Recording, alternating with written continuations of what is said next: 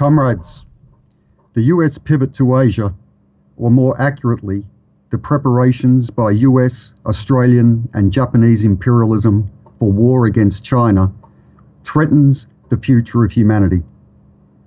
The military forces of each of these countries are being equipped, deployed and trained to implement the air-sea battle concept, which envisages a blinding campaign of air bombardments and missile, cyber and counter-space attacks against mainland China, as well as a naval blockade to cripple its economy and starve its population.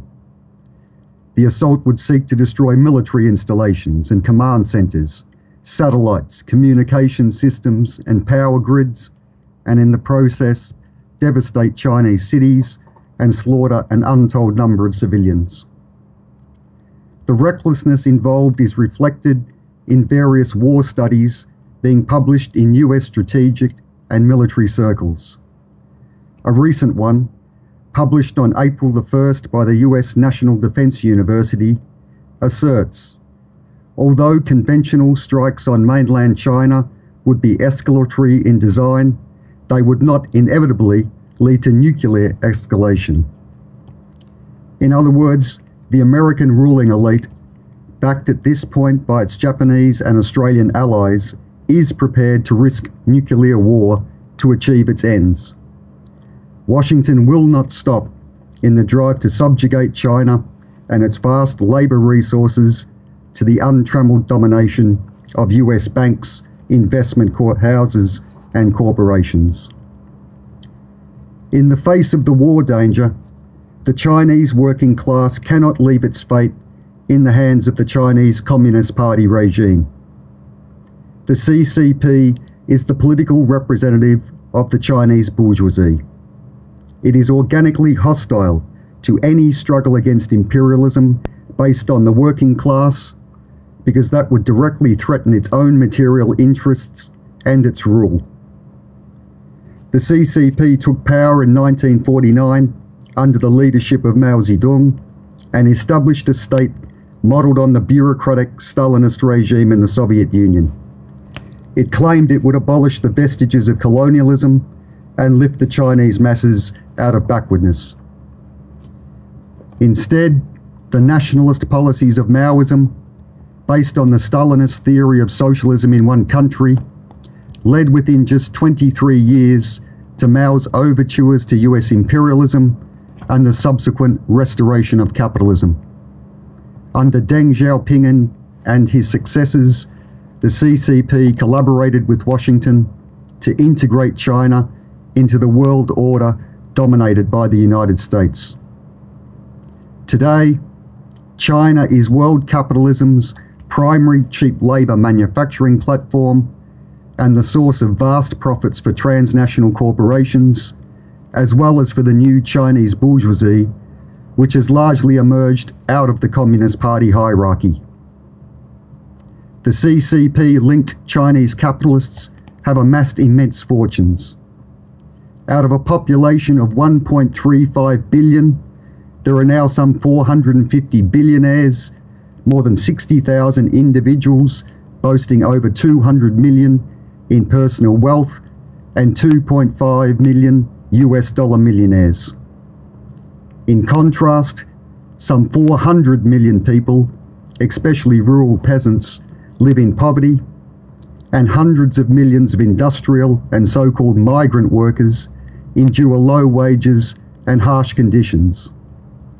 As the global slump and deflation worsens, economic growth is plummeted, threatening mass unemployment.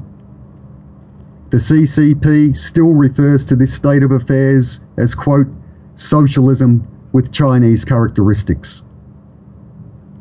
In response to Washington's threats, Beijing is pouring hundreds of billions of dollars into strengthening the Chinese military, in the vain hope that aircraft carriers, nuclear-armed submarines, and airfields on artificial islands in the South China Sea will intimidate the US warmongers. Meanwhile, it is forging ever closer ties with Russia and appealing to the European rivals of the US for closer relations. Bitter tensions are developing between the major imperialist powers over which will dominate China's markets, reflected in the decisions of Britain, Germany, France and Italy to defy Washington and join the Asia Infrastructure Investment Bank. The US and Japan have responded over the past week by expanding their military alliance and intensifying their aggressive stance against China.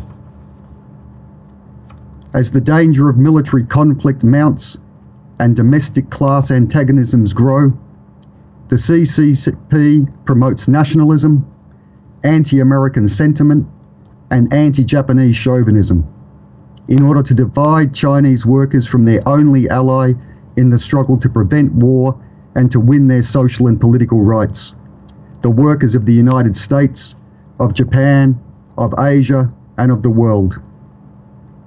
The Chinese working class must assimilate the great strategic lessons of the 20th century, including the momentous revolutionary struggles carried out by the Chinese masses themselves from 1911 to 1949, and the bitter experiences of the Chinese working class in the struggle against the CCP regime in 1989, which culminated in the Tiananmen Square massacre. The task in China is to establish the political independence of the working class from every wing of the Chinese bourgeoisie. This includes the petty bourgeois Democrats, who assert that the CCP can be pressured to establish some form of liberal democracy and that an accommodation with imperialism would guarantee peace. In June 1989, the subordination of the working class to the student leadership and their protest perspective enabled the CCP to drown the mass movement in blood in Beijing and throughout the country.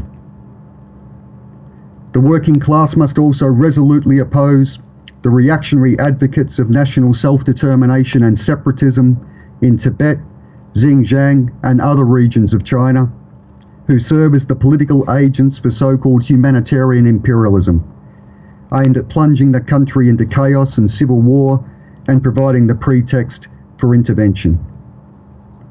The way forward for the working class in China lies in joining with its counterparts around the world to build an international anti-war movement based on the perspective of world socialist revolution. War can only be prevented through the overthrow of capitalism by the international working class. A critical part of this perspective is to bring the history, principles and program of the Trotskyist movement to the advanced Chinese workers and youth and the establishment of the Chinese section of the International Committee of the Fourth International. Thank you, comrades.